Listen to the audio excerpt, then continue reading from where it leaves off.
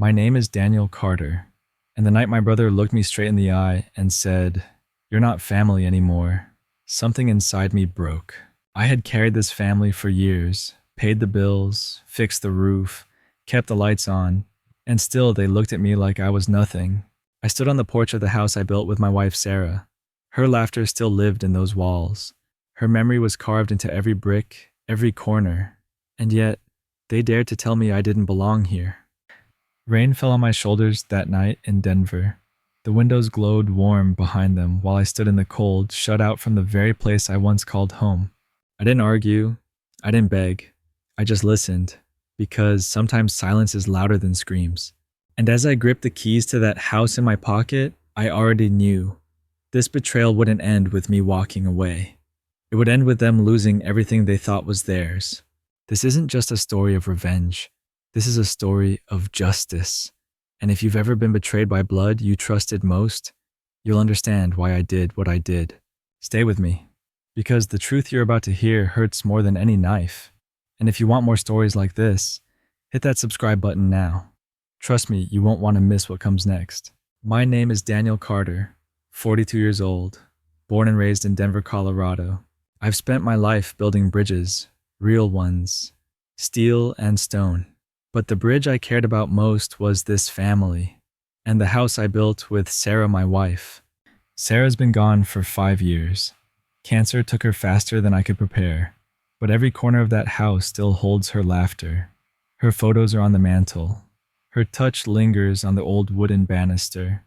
That house wasn't just walls and a roof. It was my promise to her, our safe place, our future. And yet, it became the very weapon they used against me. Sarah's family, my in-laws, once stood by me. They called me brother. They ate at my table. They toasted in my kitchen. But grief changes people, and greed, it destroys them.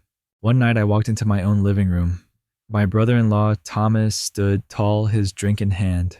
He looked me dead in the eye and said, "You're not family anymore." Those words cut deeper than any blade. They didn't whisper. They didn't hesitate. They erased me with one sentence.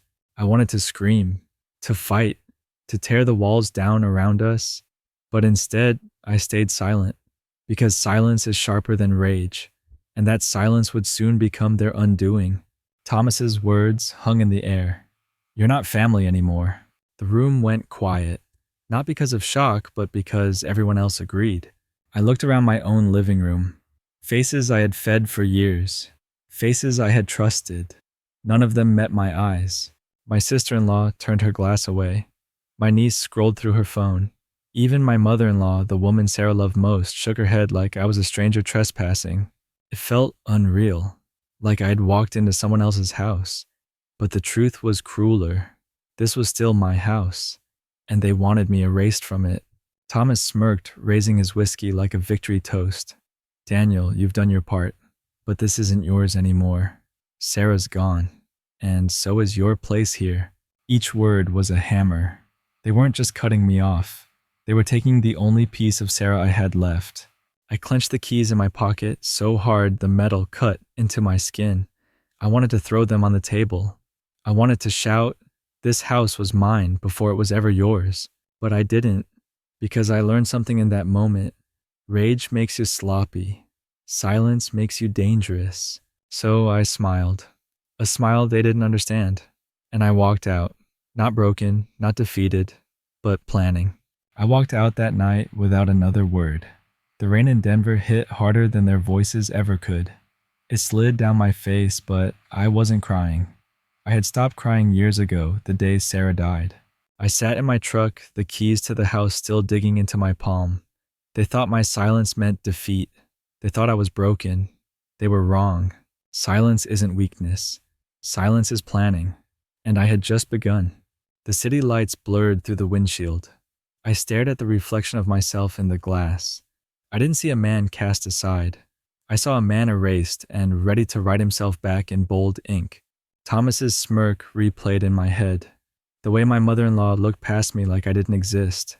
Their laughter behind closed doors. It all became fuel. I knew one thing: if I struck back with rage, I'd lose. They wanted me angry. They wanted me reckless. But I wouldn't give them that. Instead, I let the silence grow. I let them believe they had won. Because the moment people think you've surrendered, that's when they open every door you need to take them down. So I drove off into the storm, not as a man abandoned, but as a man who finally understood the power of waiting. The storm outside blurred into silence inside my mind, and in that silence she returned. Sarah. Her voice still lingers in this house. Soft, steady, the kind of voice that could pull me back from the edge. I remember the day we bought it. Denver's sun was setting gold over the mountains. We stood on the porch holding a set of keys. Sarah laughed as she fumbled with the lock, her hair catching the light. This is it, Danny. Our forever. Forever, a word too fragile for this world. Inside, we painted the walls ourselves. She picked yellow for the kitchen, said it felt like sunshine even on the darkest mornings. Her photos filled the hallway. Her books stacked on the nightstand. Every inch of that place carried her fingerprints. When cancer came, it stole her faster than I could fight. One day she was humming in the garden, and the next she was gone. But the house stayed. It became my sanctuary, my last promise to her. And now the same people who called her daughter were trying to strip it from me, erase her memory by erasing my place in it. I sat there gripping the keys, hearing her laughter echo down those halls. And in that moment, I swore they could take me out of their family, but they would never take her out of mine. The days after that night grew colder, not because of Denver's winter, but because of the letters that started arriving. Thomas had hired a lawyer, not just any lawyer, a shark who thrived on intimidation. The first envelope said property transfer agreement, polite words on paper, but the meaning was clear sign and walk away. At Sunday dinner, they slid the papers across the table, like it was nothing. Like my life, my memories, my wife's laughter painted into those walls could be reduced to a signature. Daniel, it's best for everyone, Thomas said, his smile sharp, his voice smooth with poison. Sarah's gone. Let's keep peace in the family. Peace. That word burned more than any insult. I looked at the papers, every line dripping with betrayal. They wanted me erased legally now, not just emotionally. My mother-in-law wouldn't meet my eyes. My niece whispered, just sign it. Every glance in that room carried the same message. You don't belong. I didn't touch the pen. I didn't argue. I folded the paper slowly, slid it back across the table, and I smiled. Because in that moment, they thought I was weak. They thought I was cornered. But they forgot one thing. You can't corner a man who's already lost everything. And a man with nothing left to lose is the most dangerous man alive. A few days later, I thought I had found an ally. It was Mark, my nephew by marriage. Barely 22, quiet, observant, the kind of kid who always looked uncomfortable at family dinners. One evening, he knocked on my door, alone, hands shoved deep into his pockets. Uncle Daniel, I don't think what they're doing is right, he said. His voice shook, but his eyes looked steady. For the first time in weeks, I felt something close to relief. Maybe not everyone had turned their back on me. Maybe there was one person left who still saw me as family. We sat at the kitchen table, the same table where Sarah once served Thanksgiving dinners. Mark leaned in and whispered, if you need, I can get you their emails, their plans, anything. I wanted to believe him. I needed to believe him. So I nodded, and I let him in. But trust is a dangerous thing, especially when betrayal already surrounds you. A week later, Thomas's lawyer sent me a new letter, this time with details I had never shared. Details only Mark knew. My stomach dropped. The ally I thought I had was just another knife in my back. I stared at the ceiling that night, feeling the walls close in. Everyone was against me now. Every path seemed blocked. But betrayal doesn't just wound, it hardens. And if they thought that breaking my trust would break me, they hadn't learned who Daniel Carter really was. After Mark's betrayal, I stopped expecting help. Family, blood, promises, all meaningless words now. If I was going to survive this, I'd do it alone. So I pulled the old oak box from under my bed. Inside were the documents Sarah and I signed years ago. Mortgage papers, bank transfers, the original deed with both our names. I spread them out across the table, the same table Mark had sat at when he lied to my face. Each paper was more than ink. It was proof. Proof that this house was ours. Proof that no one, not Thomas, not his lawyer, not anyone could erase me without a fight. The next morning, I drove downtown. Denver's skyline looked colder than usual. I parked outside a small office with gold letters on the door, Howard and Klein Attorneys at Law. Inside, I met Rachel Klein. Sharp suit, sharper eyes. The kind of lawyer who didn't waste words. I laid the papers in front of her. She read in silence. Then she looked up. "You've got leverage, Mr. Carter. More than they think. Don't let go of it." For the first time in weeks, I felt control slip back into my hands. I wasn't just defending myself anymore. I was planning a counterattack. As I walked out of that office, the snow started falling on Denver's streets. Cold, quiet, just like me. A week later, I found myself on Colfax Avenue. Snow still clung to the sidewalks, and the Denver wind cut through my coat like a blade. That's when I saw a sign planted deep into the frozen ground. For sale. Bold red letters against a whiteboard. Most people would walk past it, but I stopped. I stared at it like it was speaking directly to me. I imagined Thomas's face if this house, the house he believed was his forever, suddenly slipped through his hands. The smirk wiped clean, the whiskey glass shattering on the floor. I reached out and touched the cold metal pole. And in that instant, I knew. This wasn't just about keeping the house anymore. This was about teaching them what it feels like to lose everything. That night, I drove back slowly. The streets of Denver blurred into neon reflections. Every stoplight felt like a question. Every passing car a reminder. Should I do it? Could I? When I parked in front of the house, I looked at the windows glowing warm with their laughter. And I whispered to myself, yes, I can. And I will. I slipped the for sale flyer into my coat pocket. A simple piece of paper. But to me it was a weapon. Sharper than any knife. They thought silence meant surrender. But silence was just the sound of me loading the gun. The following weekend, I pulled up to the house. My house. But it didn't sound like mine anymore. Music spilled out of the windows. Laughter rolled across the lawn. Cars lined the street like it was Christmas in Denver. I parked across the road, engine off, watching shadows move behind the curtains. They were celebrating.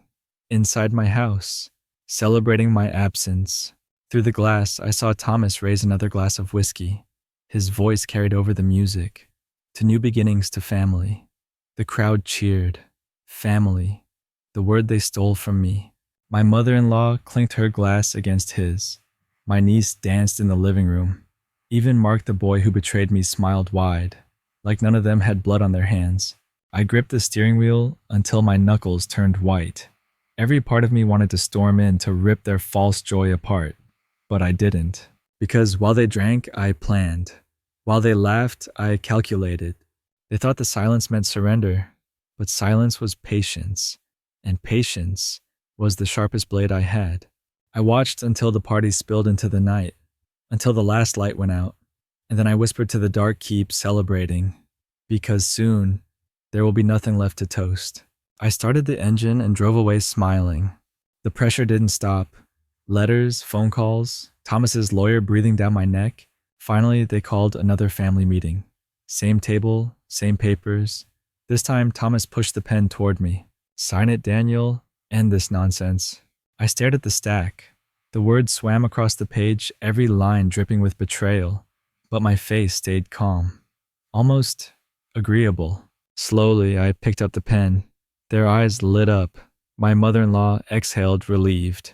Mark smirked, proud of his betrayal. I signed. Every stroke steady, deliberate.